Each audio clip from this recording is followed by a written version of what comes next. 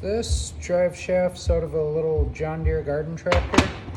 I use these for a bunch of different attachments, but this one is for a snowblower in particular. We're gonna throw some new U-joints in it and then put a new round bore yoke on it. Shouldn't be too difficult.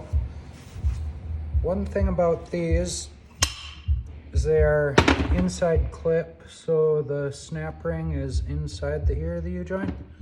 Usually the best way to pop those with a screwdriver. Just kind of get underneath, got a couple taps,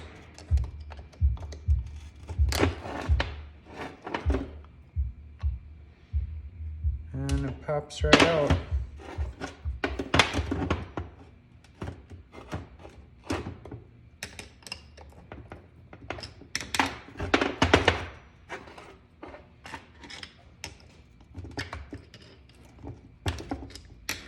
Sometimes a little easier than others.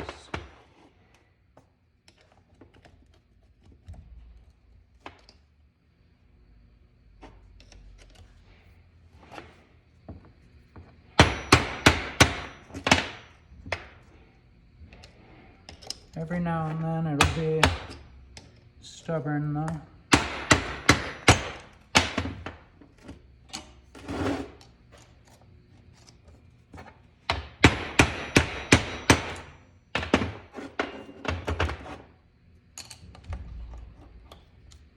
There. Then I recommend not using a press on these, just use a hammer.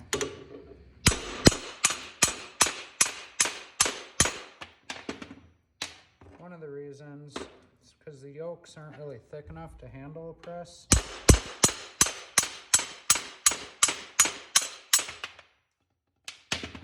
I get quite a few that come in with these ears mashed together, and once they do that, there's really no good way to get this all re-centered with the shaft again. I mean, you can do it, but it takes a lot more time than it's worth.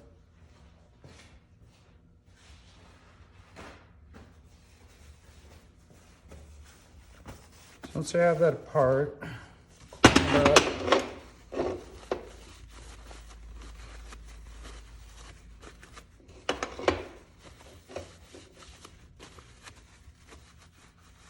And I usually look for any little marring or anything on the inside. If there is, you can hit it with a file just a little bit. This face should be flat for the new snap rings. That part's kind of important. Depending on how the U-joint went bad, they can be scored up, sometimes worse than this particular one. This one looks good, but it's always best to be safe. Save time anyway. So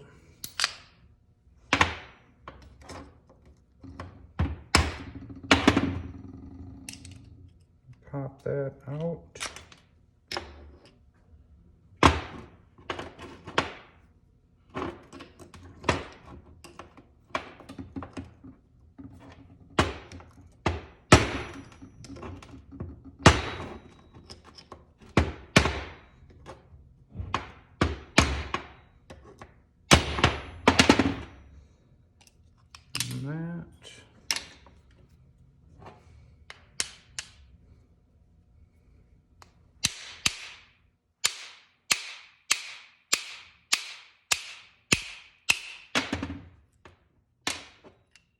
Honestly, it really doesn't take a lot with these little ones.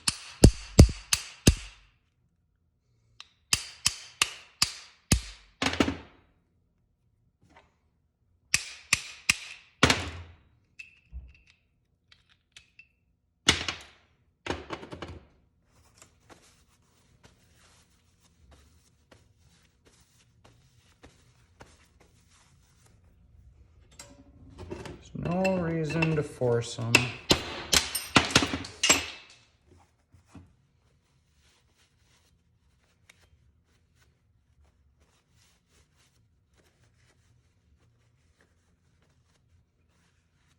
If you're wondering why I didn't mark orientation on this before I took it apart, it's because most of the time, I mean like 90% of the time, PTOs aren't balanced.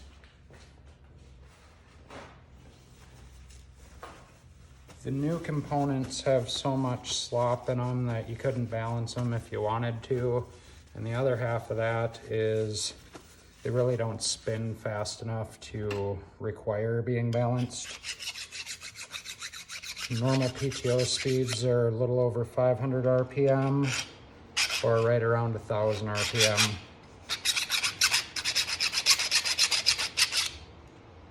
This one got a little beat up, but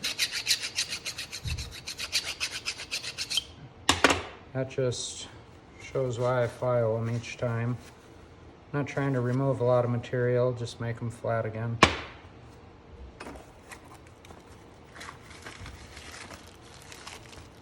Then, new U-joint.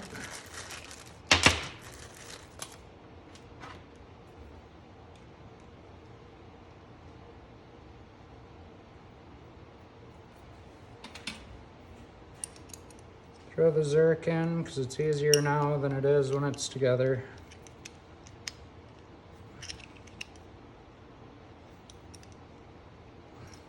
One thing you want to watch is the Zerk on these smaller ones.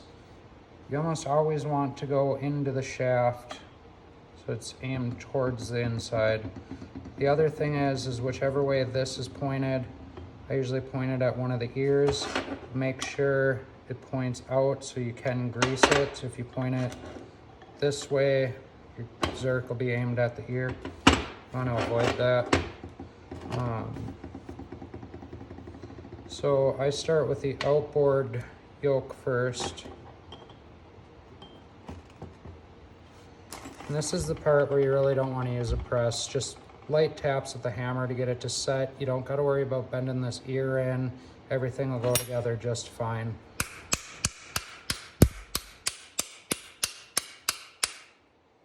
Not hitting hard.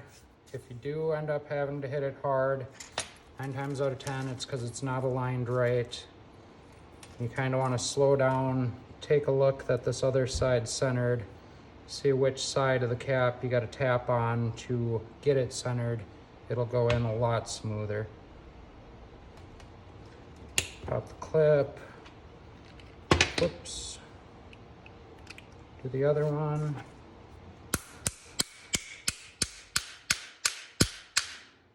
Make sure the clip goes past so you have enough room to put this on nicely. It should just snap in. And I give them a couple taps on each side. That helps loosen the joint a little, gets everything centered and seated, and then they move a lot more smooth. That's also kind of important. You don't want them starting out all bound up. They tend to overheat. After that, right on this side,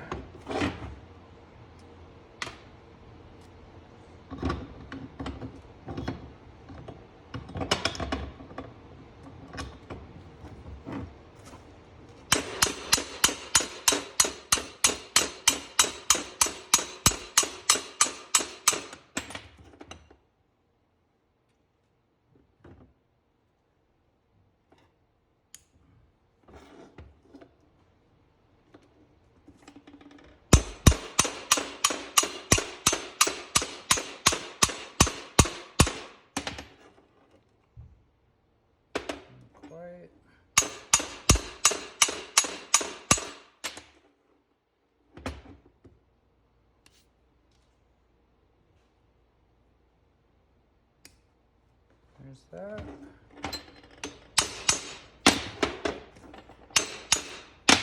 That's all there is to it. It's just simple. You can do the other side.